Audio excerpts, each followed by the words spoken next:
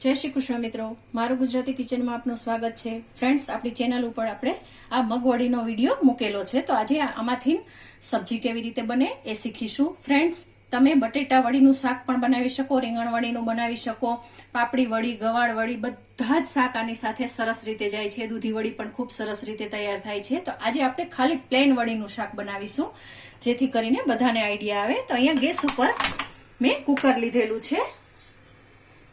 કુકરમાં આપણે માત્ર એક નાની ચમચી જેટલું જ તેલ લઈશું અને ગરમ થવા દઈશું. હવે એમાં આપણે આ અડધો કપ વડી એડ કરી દઈશું.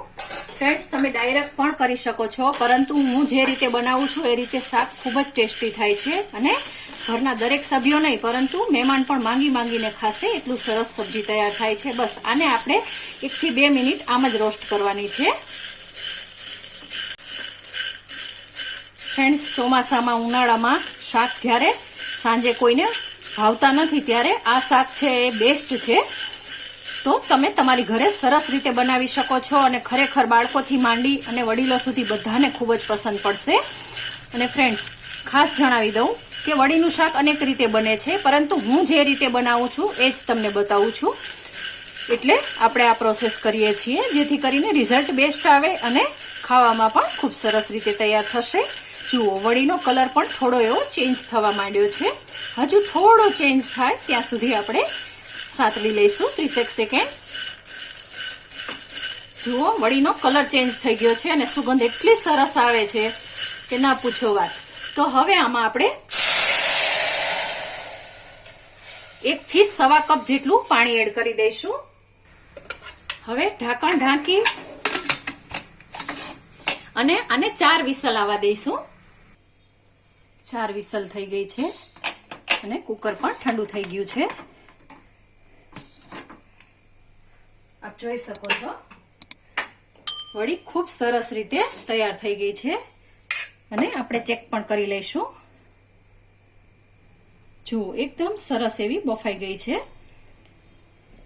તો આપણી આ વડી બફાઈને તૈયાર છે. ફ્રેન્ડ્સ, તમે ડાયરેક્ટ પણ વઘારી શકો છો, પરંતુ હું આવી જ રીતે વઘારું છું કે ખાલી વડીનું શાક કરવાનું હોય ત્યારે આવી રીતે વઘારવામાં આવે છે મારા ઘરમાં. તો આને આપણે સાઈડમાં મૂકીશું. હવે ગેસ ઉપર આપણે કઢાઈ લઈશું અને એમાં 3 ટેબલ સ્પૂન જેટલું ઓઇલ એડ કરીશું. ઓઇલ ગરમ થાય પછી આમાં આપણે 1/4 ટીસ્પૂન જેટલી રાઈ એડ કરીશું, 1/4 ટીસ્પૂન જેટલું જીરું એડ કરીશું. રાઈ અને જીરું ખીલી જાય પછી આપણે આ લીમડાના 5 થી 7 પાન છે જેને મેં તોડી અને લીધેલા છે. 1 નંગ મરચું લીધેલું છે અને 2 આ બાદિયાના ફૂલના પીસ લીધેલા છે. તમે લવિંગ પણ લઈ શકો છો. ચપટી જેટલી હિંગ લઈશું અને અહીંયા 1 ટીસ્પૂન જેટલું આદુ અને મરચું બંને ક્રશ કરેલા છે એ એડ કરીશું.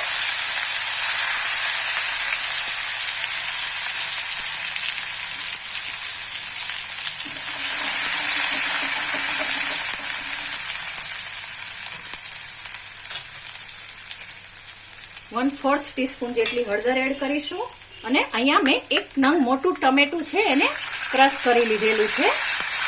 તમારે ટમેટું ન લેવું હોય તો અવોઈડ પણ કરી શકો છો. તમારે ડુંગળી ટમેટું લેવું હોય તો બંને સાથે ક્રશ કરીને પણ એડ કરી શકો છો. અને ટમેટું ન લેવું હોય તો તમે અહીંયા દહીંનો પણ ઉપયોગ કરી શકો છો. અને લસણ ખાતા હોય તો ચોક્કસથી 1 ટીસ્પૂન જેટલું ઝીણું કાપેલું લસણ પણ એડ કરી શકો છો.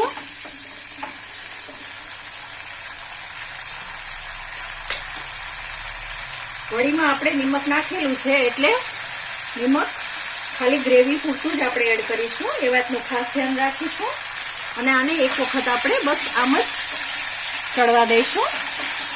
તો 1 મિનિટ માટે આમ ચડવા દઈએ પછી આગળની પ્રોસેસ કરીએ. હવે એમાં આપણે લાલ મરચું પાવડર 1 ટીસ્પૂન જેટલો એડ કરીશું. 1/2 ટીસ્પૂન જેટલું ધાણા જીરું એડ કરીશું અને ચપટી જેટલો ગરમ મસાલો એડ કરીશું. ફ્રેન્ડ્સ, વધારાના કોઈ મસાલા એડ કરવાની જરૂર નથી કારણ કે ખૂબ જ સરસ રીતે આપણે વડી બનાવેલી છે અને વડીમાં બધા જ મસાલા એડ કર્યા છે. બસ 1/4 ટીસ્પૂન જેટલું કસૂરી મેથી એડ કરીશું.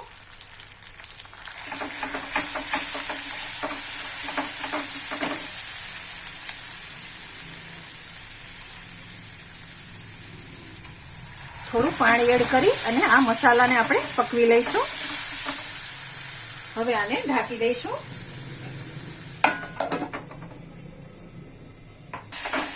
જુઓ ફ્રેન્ડ્સ, સરસ રીતે ગ્રેવી પાકી ગઈ છે અને થીક પણ થોડી થઈ ગઈ છે. તો હવે એમાં આપણે આ બાફેલી વડી છે એ એડ કરી દઈશું. અને તમારે જે પ્રમાણે રસો જોઈતો હોય એ પ્રમાણે તમે આને થીક કરી શકો છો, કારણ કે થોડી ચડશે એટલે થીક થશે. તો અહીંયા મારી પાસે મેં પનીર બનાવેલું હતું, એનું પાણી પડેલું છે, તો હું અડધો કપ નાખું છું. તમે સાદું પાણી પણ એડ કરી શકો છો. અને બસ આને મીડિયમ તાપે ઢાંકી અને 3 થી 4 મિનિટ માટે આપણે પકવી લઈશું. જુઓ ફ્રેન્ડ્સ, 2 મિનિટ થઈ છે. એક વખત ચેક કરી લઈએ. ખૂબ સરસ રીતે આપણું શાક ઉકળે છે અને હવે આપણને ખ્યાલ આવી ગયો છે. તો મારા ઘરમાં હું રસોઈ ક્યારેય ચાખતી નથી, પરંતુ મને એવું લાગે છે કે નિમકની થોડી કમી હશે, એટલે થોડું એવું એડ કર્યું. અત્યારે થોડી ધાણા ભાજી પણ એડ કરી દઉં છું અને બિલકુલ નાની એવી ગાંગડી ગોળની એડ કરું છું, કારણ કે ધાણા ભાજીની સુગંધ સરસ રીતે બેસી જશે. અને આપ જોઈ શકો છો શાકનું ટેક્સચર કેટલું સરસ રીતે આવેલું છે. ખાલી દહીં નાખીને પણ ખૂબ સરસ રીતે તૈયાર થાય છે, એટલે તમને ગમે એ રીતે તમે બનાવી શકો છો. તો હજુ આને આપણે 1 મિનિટ થવા દઈશું. જુઓ ફ્રેન્ડ્સ, હવે આપણું સબ્જી ખૂબ સરસ રીતે તૈયાર થઈ ગયું છે. નજીકથી બતાવું છું, જોઈ લો. ખૂબ સરસ એવું તૈયાર થયું છે. હવે તમને ગમે એ પ્રમાણે તમે રસો એડ કરી શકો છો. આમાં થોડું તેલનું પ્રમાણ વધારે હશે તો શાક ખાવાની ખૂબ મજા આવશે.